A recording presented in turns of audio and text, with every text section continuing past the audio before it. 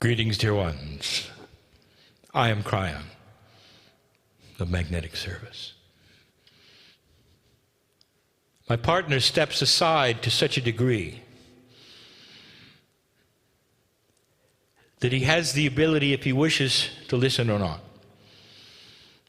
There was a time when he was glued to the message to make sure it was okay and had integrity. Now he knows it does. He relaxes with what's to come, especially this one. I want to talk personally to you about what you believe. I want to introduce to you a concept that you didn't expect. Beautiful. Dear ones, as human beings, you learn certain ways.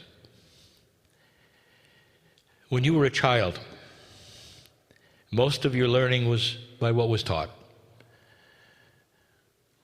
What your parents gave you, what they taught you, what you learned in school.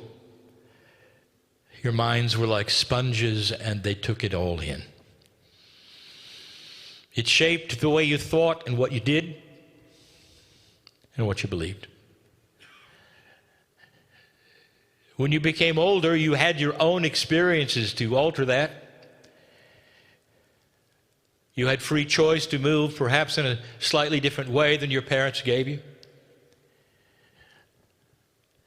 And that became more conceptual. So you can see there are really a number of ways to learn. Most learning is done in a linear fashion, and it still is. Let us say that there was a concept of enlightenment that was new and that you wanted to know about, for it expanded horizons of what you thought. And so you would then go to a meeting with pencil in hand. You'd go through the processes, the steps, you would learn, you'd write, you study, you practice. That's linear. It's tough to teach in a non-linear way, if not impossible. This is not an indictment of the process. It's an exposure of a new way of thinking. An exposure of non-linear teaching and receiving. And we've got some examples. And then something I want to tell you as well. It cannot be a process, dear ones. It cannot be a process. And everything to this point has been one. My partner, in his linear way, has put the items on the board for you to see. Number 1, number 2, number 3. It's the best he can do. Although they are conceptual, he still puts them one at a time on the board. Even in that, there's a bias for the one at the top is supposed to be the more important, the one at the bottom, the least. It's not that way. But that is the bias of how the human learns. Almost everyone in here has had the beauty and the opportunity at some age to fall in love. I would love to take you there now. In remembrance, if you're not already aware, of what that was like. Everything was fine. Didn't matter whether you had food the next day or not. Didn't matter what your friends thought or not. You were glued to the other person, and you were in love. And if it was reciprocated to the same degree, the world was perfect. It didn't matter who was fighting who or what was on the news that day. It didn't matter. Because there was a concept that was not a process, that is unexplainable, that you were sitting in the middle of it and cooperating with the other. a state of mind. And if I ask you right then, do you believe in love? You would give me a treatise. Poetry would flow out of you, even if you weren't a poet, because of what you were feeling. Belief was 100%. And you never wrote anything down. You never went to a workshop. Now this is what I want to show you. There are stages of belief, but they're none a process. Not one is a process. You're reaching an evolutionary stage of development where you cannot learn the same kind of things in a linear way. Now, don't get me wrong. The teacher can present them in a linear way, give them to you so that you can process and not become a process. You can cognize them. A new word. Cognize means that you pull them to yourself. You experiment with them until they are you. You don't learn them. You become them. So the best teachers may give you linear things, but you're going to have to take those linear things and cognize them as a way of being. Eventually there'll be ways of teaching that are quantum, where you sit and absorb and there are no lists on the board. That's coming. Now where is this going?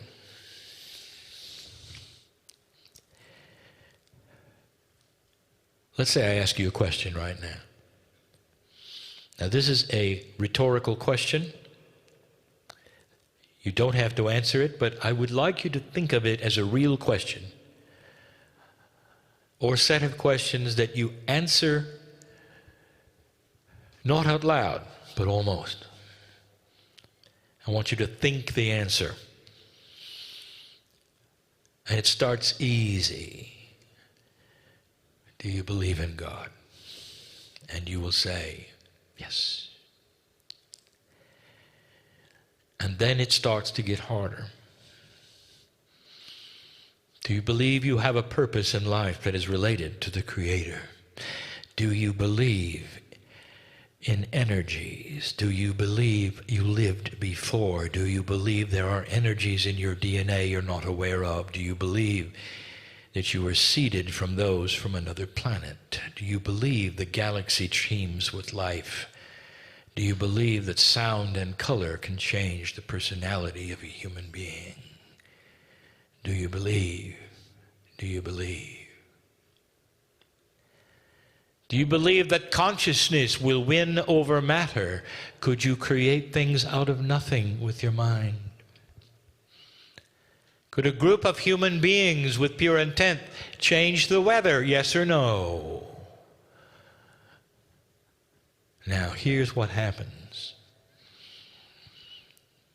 Even in an astute group like this, who has traveled all of the distance, genuine light workers, pure intent, in love with God,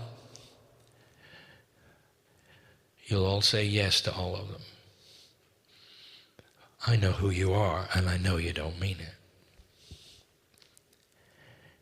Is that shocking to you? Here's a new concept. And I want you to think about this. When you were little, and you were uncertain, if you were fortunate to have loving parents, they'd take your hand and all was well. If you were afraid to go to new places, or it was upsetting or frustrating because you didn't know what was happening, you could always reach up and take your father's hand or your mother's hand, and it was fine. For they were a shield against that which was uncertain, and eventually moved you through it. And as they moved you through it, you cognized it. It became your reality, and the next time you were not as afraid. Some of you have lost the parents that did that. Some of you know that you have become your own hand to hold. There is no one bigger. Or is there? I want to invite you to a new concept. Listen to me. When I ask the question, do you believe in this and that and this? When Spirit asks the question, do you believe in this or that? It's not the voice in the sky judging you. I want you to be able to say and have the right to say, I'm not certain. I'm not certain. And at that moment in time, you can take the hand of God in any metaphor you want to until you are certain. Until it's been proved or disproved, and you can take your time. Here's what I want to tell you. You're linear. You expect there's some kind of a flash bulb of cognization that when you brought into the love of God and you realize there's more, that everything is supposed to come with it. Instantly, you believe in the strangest things you can imagine. And you sit there and you say yes to everything, because if you don't, somehow it just doesn't work. Here's the concept. You have the right to say, I'm not sure. And when you do, there is a process, yes, from Spirit, called love. It is a way of being that takes you by the hand and helps you with the things that you're not sure of. My partner doesn't like talking about himself, so I'm not going to use him in a little fashion. I'm going to give a metaphor about my partner. He's happy with that.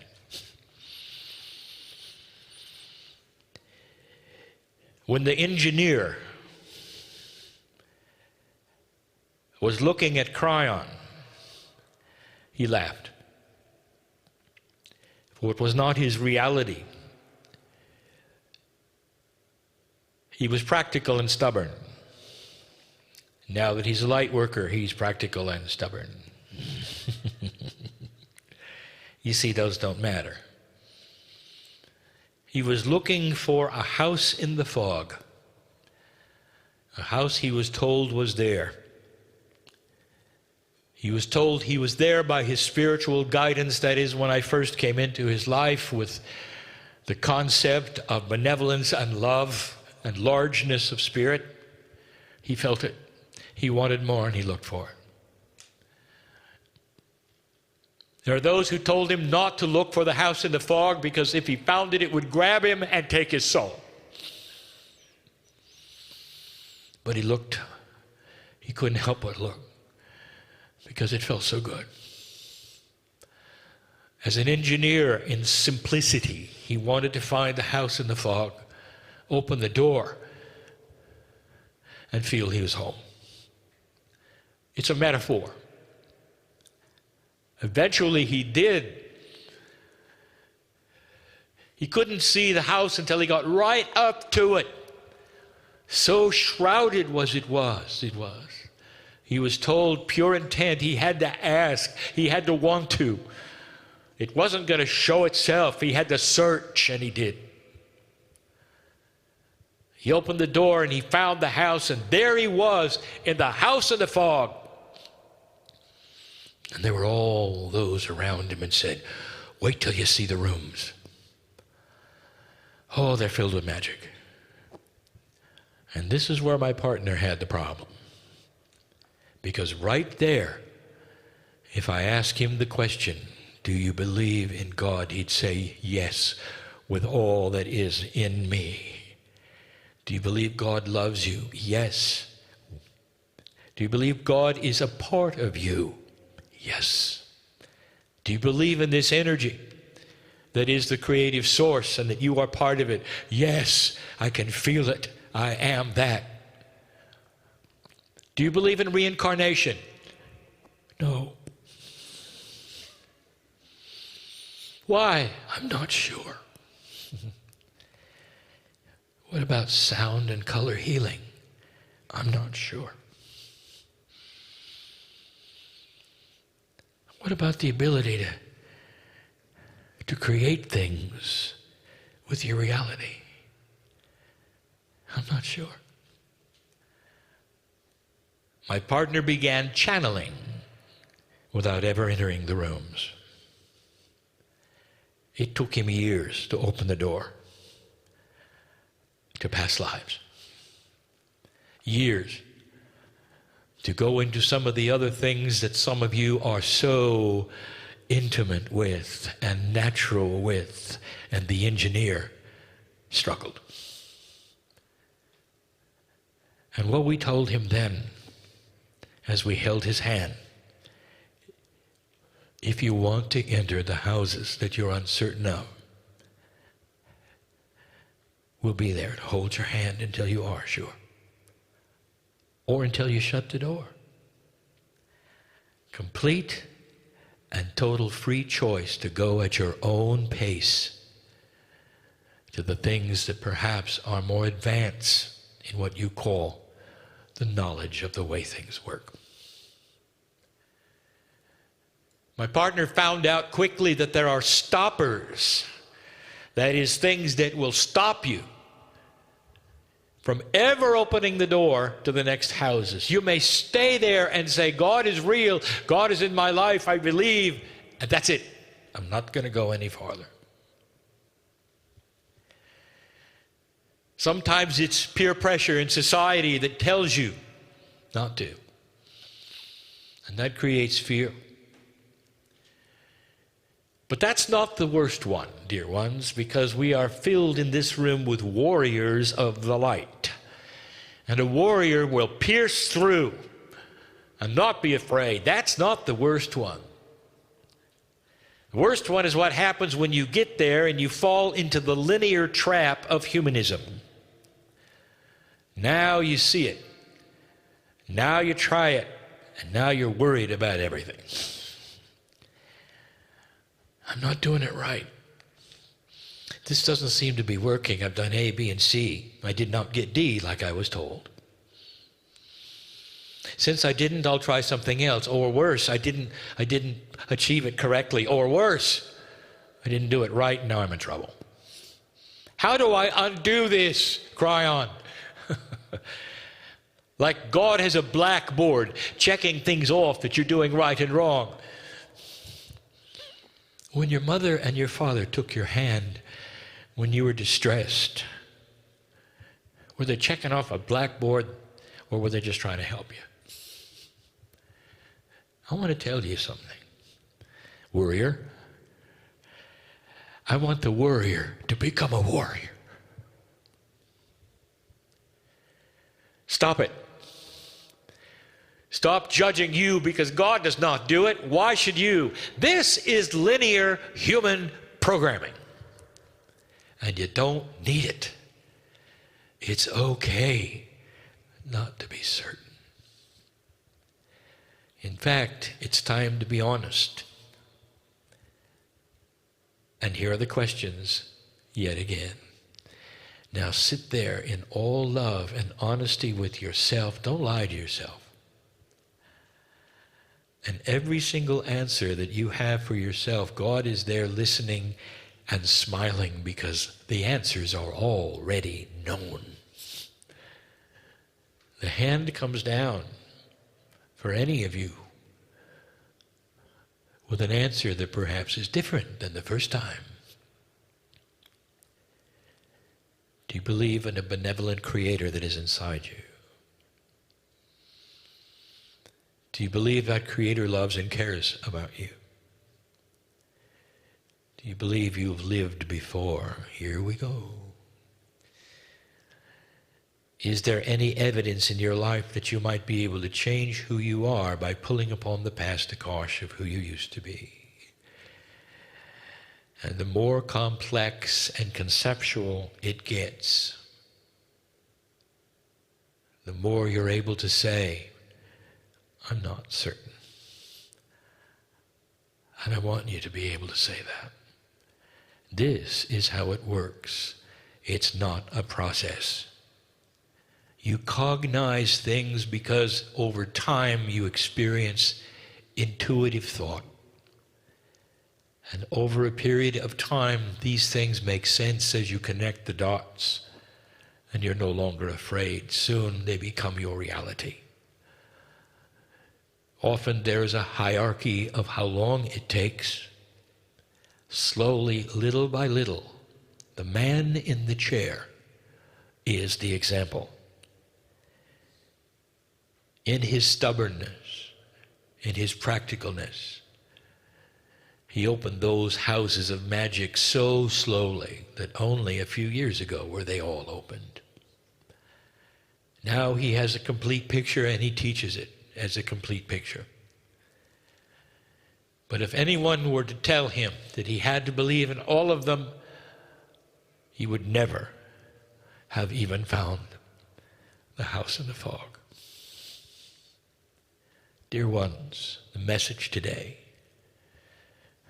it's okay not to be certain. There's a hand that you can take that'll walk you right through it, step by step, piece by piece, at your own rate, while you continue to love God.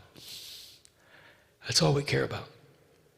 That you find the seed inside, the seed that is the Creator. Blessed are the ones in the chairs and listening to this who have gotten what I'm talking about now. This is the land where we can speak these truths and you would understand them. And so it is.